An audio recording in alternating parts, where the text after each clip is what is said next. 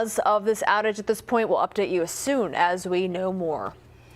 Well, good morning, everybody. Thank you so much for joining us. We finally made it to Friday. Yay! I'm Cerise Cole, obviously. I'm Erin Hartley, of course, always joined by Jarrett Lansford and Senior Chief Meteorologist Rusty Lord. As far as the forecast goes for today, we are just in a much better place than where we started on Monday. It's still cold. Yeah, but we have 2 digits in our temperatures. Yeah. So that's a big improvement. Progress. Yeah, no kidding. That's progress. A lot better than what we started off the week with. So let's dive into it here, show you what's going on. Temperatures still have cooled off a fair amount. Now there's a storm system dropping down to the southeast. There's that little line of snow that we had moved through yesterday evening. It's dropped south. Big mess down to the south. Dallas cleaning up from snow. Atlanta about to get some snow and ice. Definitely check flights if you're heading south. But overall, these clouds moving out, there's our little morning sunshine pocket that we're going to get there. More clouds will drop back in from the north today. And you can see there are some flurries from those moving in from the north. So we'll keep an eye on that to see how those would try to hold on. I think there could be some flurries floating around later on this afternoon once the clouds move back in. Currently down to 23 in Omaha with the clearing skies. You see Maryville at 30. Gets colder in Omaha, 23. A little colder yet to the north where it's been, well, a little clearer, a little longer, down in the teens in a few spots. So a chilly morning, but not as bad as it was to start off the week. You got some wind chills, single digits, lower teens, but all those numbers are above zero. They were way below zero earlier on in the week, so it's been a gradual improvement. Still got to watch out for the wind today. Out of the north, gusting 20 to maybe 25 miles per hour at times. Wind chills today will get up into the 20s at best. So yeah, enough of a breeze, takes the 30s, adds a little bite to the air, makes it feel chilly, especially when the clouds come back. That's when you'll probably notice that chill in the air a little bit more. You remove the sun on a day like today, it makes a world of difference on just how it feels, how it looks when you step outside. So let's take you through that first alert forecast here. There, my map's catching up. You got clouds on the eastern side of the viewing area. Those will drop to the southeast. There's our little pocket of clearing that should start to spread over as we head towards the 9 o'clock hour. But then from 9 o'clock onward, after we warm up to about 25 there by 9, could have a few flurries on the Iowa side from some of those clouds. Clouds will drop back in from the north here as we march on into the afternoon, and those have a little higher likelihood of giving us some flurries as we make our way into the afternoon. So again, map's a little jumpy here, but 31 degrees by about noon, and then into the afternoon, you can see we should be able to catch up a little bit, climb a couple more degrees. I like 33 or so for the afternoon high. A little more sunshine southwest, more clouds to the east, and you can see that's reflected with the temperatures. Iowa, I'm sorry about that. You get a little short change today. You're under the clouds longer, likely staying a little colder, a little better opportunity to get some flurries. By 5 o'clock, you're near 30. And then into the evening and overnight hours, should be a pretty quiet night for most of us. Starting off the 10 o'clock hour tonight, right around 20. Obviously, it's cold. If you're out on a Friday night, you're still going to want to layer up. But then clouds filter in Saturday, and that should be a theme over this upcoming weekend. Clouds, unfortunately, pretty gray over most of it. You got some afternoon shower snow potential Saturday. Could have a few more snow showers on Sunday. So a lot to watch here into the weekend. But overall, unfortunately, if we didn't have the clouds, we could hit 40 this weekend. Oh, wow. But it's mostly those darn clouds. I know, getting in the way. Okay, so we see all those snow chances. How much snow are we talking? Put everyone at ease here. About like we've been doing here, just a little sprinkle here, a little sprinkle there. Nothing that's going to do all that much. I can show you the snow potential. Ooh, I feel like I'm about ready to sneeze here. We have a couple tenths of an inch, it looks like, all the way through Sunday. Saturday, Sunday doesn't really add up to much. You see little stripes trying to drop down through. What will likely happen is those will be little pockets of flurries every once in a while that could tack on a little bit. Officially had 2/10 of an inch yesterday. So that took us to 1 inch grand total for the winter. Not that impressive, but 20%. Third lowest on the list for through this date in any season whatsoever. Only 2 have been drier through January 9th. So we need a little help. We need a little moisture. Not much to be found through the weekend. You look at a cold start again next week. We're going to start off in the single digits yet again early on Monday and Tuesday, but then a little better rebound next week up into the 40s, it appears. Ooh. Hey, there we are.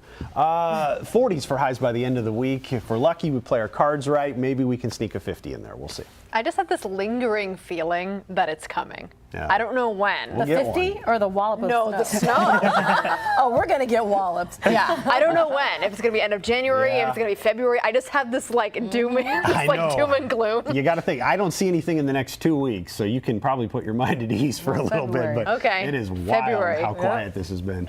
Okay, we're hoping for quiet roads though on the roadways. However, you have a crash to talk about so far. Yeah, we've got a new one that's on coming, so pay attention to that. This actually happens to line up with where we were talking about the power outage area. This right. is within that. So let's take a look at where we're talking about. And this is, as you're making your way near 40th and coming is where we have this one. You can see delays that are showing up in all directions, but it's a little difficult to tell just how much of that is the factor of the crash or are maybe the traffic signals not working and people are trying to navigate that. So in either case, you need to use extra caution as you're heading toward this area of 40th and coming. We also have another crash that I've been monitoring. This looks a lot better than it did just a little bit ago, but still some delays as you're approaching 23rd and F as you head eastbound in particular. So I'll continue to watch that for you.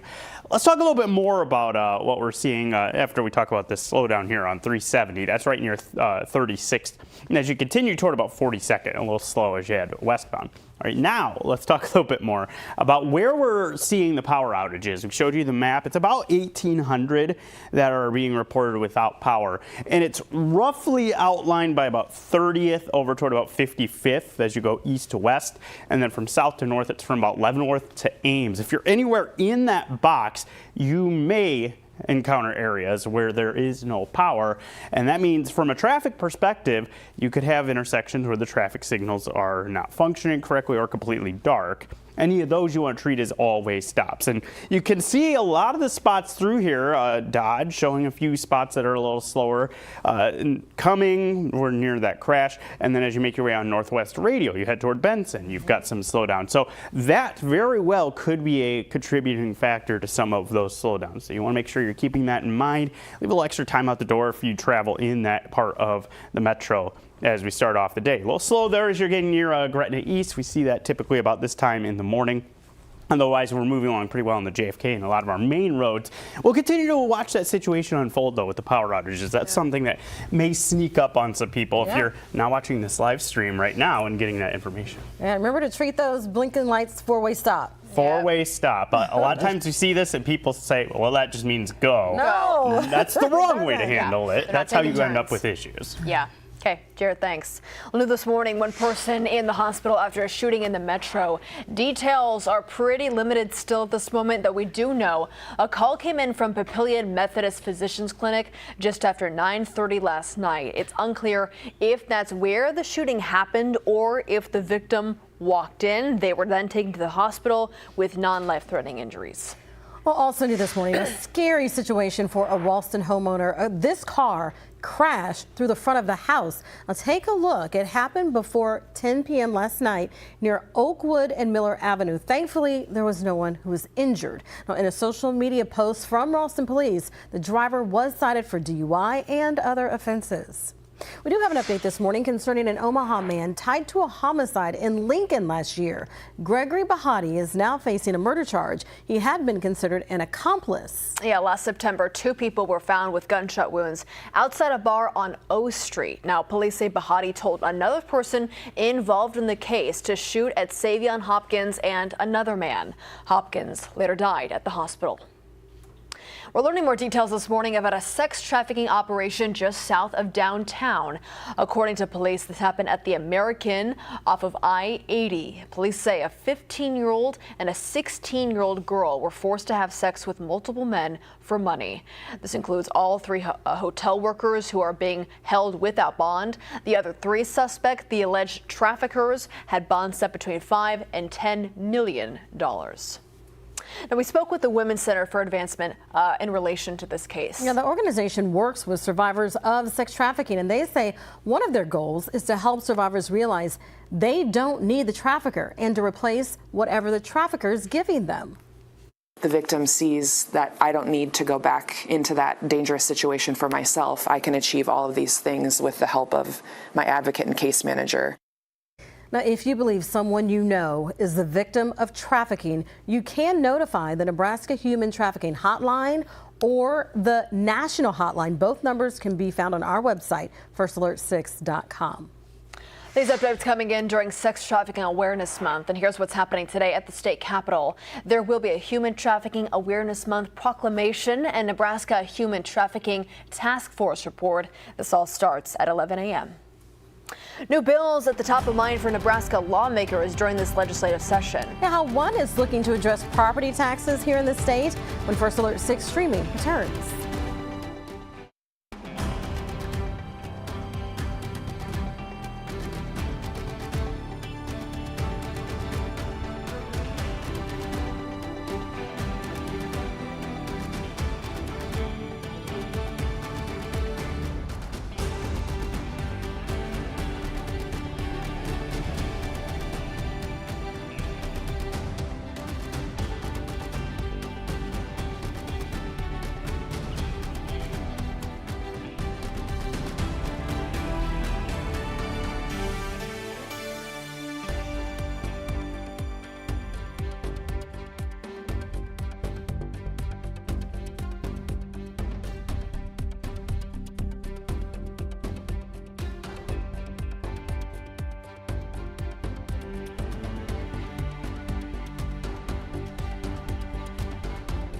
All right, welcome back, everybody. It's kind of strange, but the South is being hit the hardest with the winter weather now. Dallas had it yesterday. I mean, if it even looks like it's going to snow, the whole city shuts down. Memphis and now Atlanta dealing with a monster round of snow. Could have a quarter inch of ice in Atlanta. They're just not equipped to handle that. So all part of a monster storm system that's mostly moving to our south. We got a little bit of a light dusting of snow yesterday as a front moved through, and then that's all helped pushing it down to the south and southeast of us. So there's Atlanta right now. It's a mess. If you got any flights through Atlanta via Delta, major Delta hub, that's going to be tough to get to today. I imagine they're going to have numerous delays. We got the clouds moving out. There's our clearing pocket there. Excuse me. Next round of flurries trying to drop in from the north. The clouds will move back in this afternoon and bring those flurries to us. So while we enjoy the clear skies and the sunshine for a few hours this morning, I do expect those to move back in. There's the clouds exiting to our east right now. You can see those on the horizon. Moving out at 23 degrees as the temperatures cooled off. Feels like 12 at the moment. So it's cold out there, just not as cold as it was earlier this week.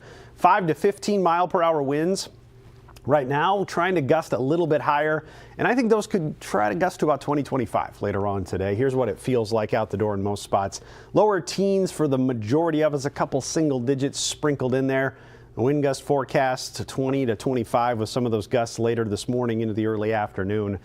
Not damaging, but when it's cold, any wind whatsoever just doesn't help. And that's the way it's going to be. A lot of ice flowing down the Missouri River. Beautiful view there.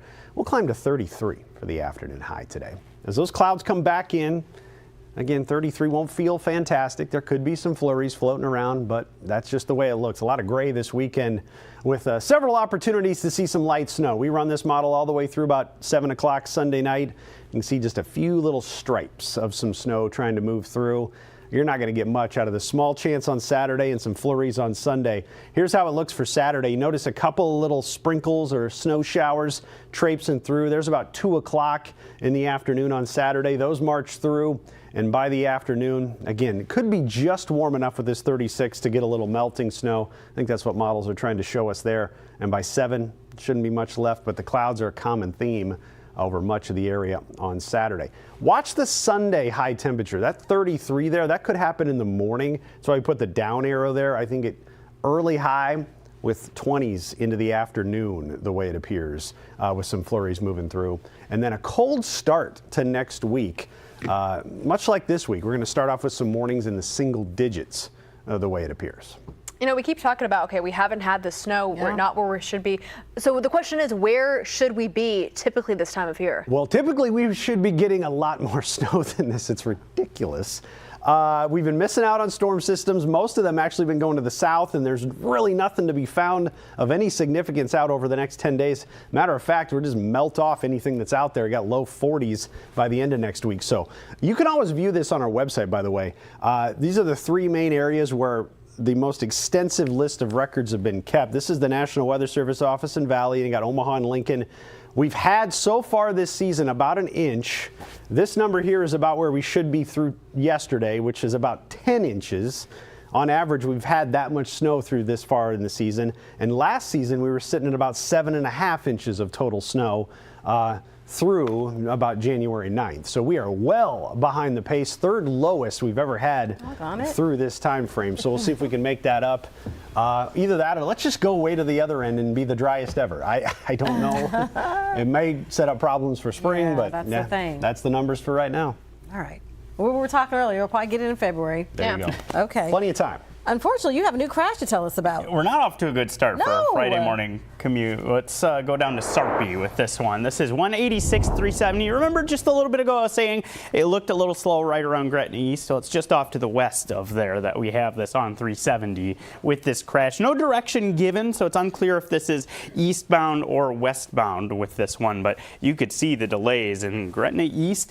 For those who are maybe unfamiliar, is roughly about right here. So anyone who's trying to get into that area, you're looking at some pretty decent delays as crews continue to work that crash. So be expecting delays, and maybe if you can, try to work your way around that one. We've got a view of this too. This is off in the distance on this camera, but you can see all the flashing lights there in the distance as they work that one. So that one could be there a little bit. Expect some delays as a result of that. Of course, we still have some of our other crashes. We're still looking at delays near 40th and Cumming. You can see how slow it is as you're going eastbound on Cumming. This is also within that area where the power outages are a factor for us this morning.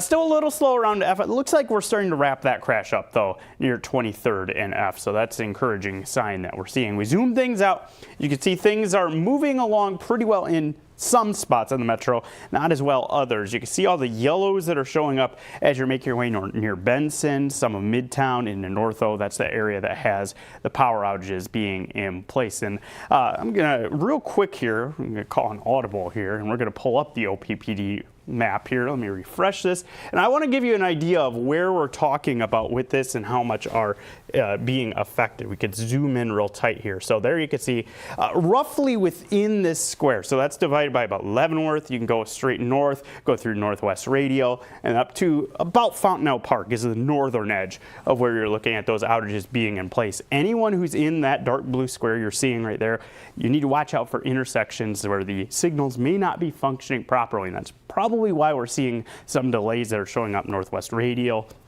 some of those roads that head through that stretch. So we'll keep you posted as we go through the morning, and hopefully we see this power get restored pretty soon. All right, Jared, hoping so too. Thanks. Nebraska senators are giving attention to the property tax bill that was passed last year. Senator Brian Hardin introduced LB 81. He says it's needed to give taxpayers the credit they should have received. LB 34 passed during the special session last year. Now, it changed the law so property owners would automatically get a tax credit instead of applying for a deduction after the fact. But the bill made it so most Nebraskans wouldn't be able to get the credit when they file their taxes this year. What ended up effectively happening is we ended up making life more miserable for the 85% of people who did not pay their property taxes in 2023 for 2023. Now, if passed, Hardin says LB 81 would cost the state about $750 million. One of the first bills introduced in the new legislative session is designed to make Nebraska a winner-take-all state. Senator Lauren Lippincott filed LB 3, a bill similar to the one introduced last year that did not pass. Ahead of the November election, Governor Jim Pillen wanted to call a special session for winner-take-all, but he did not have the votes to do so. Now, Governor Pillen said this time, and quote, "The time is now to fix this well in advance of the next presidential election cycle. Restoring winner-take-all has my full support, and I look forward to signing it into law." Well, a different kind of pinkouts. Yeah, we'll show you a few strange sightings that are getting a lot of attention. That's when we come back.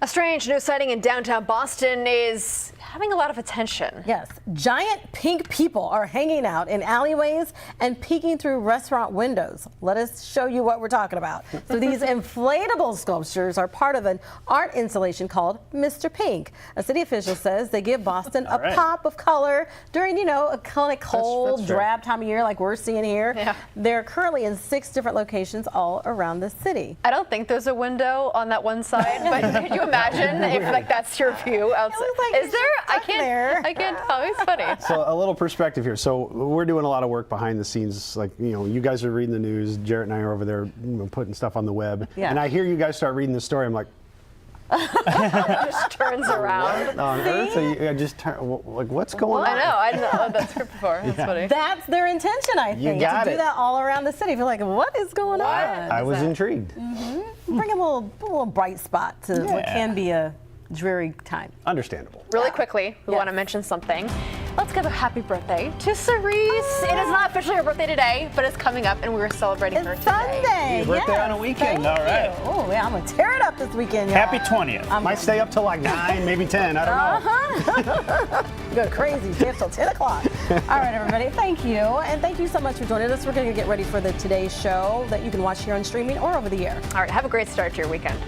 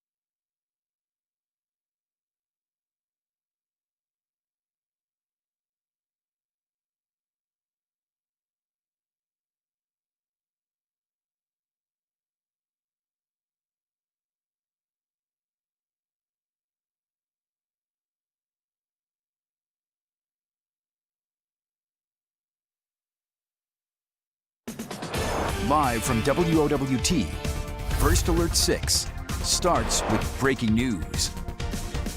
That breaking news to get to this morning, just over 1,700 OPPD customers are without power this morning. You can see the outage there on that map. All the outages are in Douglas County. We're still working on figuring out how this outage was caused. We'll make sure to update you as soon as we know more. Well, good morning, everybody. It is 7:26. I'm Cerise Cole. And I'm Erin Hartley. We actually have some traffic impacts because of that outage. We'll get a check-in with Jarrett Lansford. Yeah, then one of the crashes that we have is within that area being impacted. 40th and Cumming is where this crash is in place. You can see how things are just slow in general in this area. People trying to navigate some of those outages. Any intersections you come across, treat as an always stop with that being in place. Unfortunately, I have a couple of other crashes to talk about, and this one really impacting things. 186th and Highway 370. A lot of traffic goes through there, and you can see in the distance on this camera a lot of flashing lights. That's an area, if you can help it, try to find an alternate route and avoid that for the time being. Rusty. A cold morning out there to be exchanging information, one of those, but a little bit better than early on in the week. The clouds are moving off towards the southeast, snow going that direction as well. You can see you got this pocket of clearing right here, but the clouds to the north will be dropping back down I-29, so we'll get back into the clouds later on this afternoon. We fall into 23 in Omaha, some teens to the west where it's been clearer just a little bit longer, so the air's cooled off a little bit more and feels like temperatures in the teens for the most part, but a couple of single digits out there. So we'll watch the wind be a little bit of an issue today. Those gusts could get up over 20 miles per hour late this afternoon, or late this morning into the afternoon. And that's all as we head to about 33 or so for the high. So sunshine this morning, more clouds, and maybe even a few flurries this afternoon. New this morning, one person is recovering after being shot at some point last night. A call came in from Papillion Methodist Physicians Clinic just after 9:30. That victim was taken to the hospital with non-life-threatening injuries. All right, it is 7:28. We're back with another update for you in 25 minutes. See you then.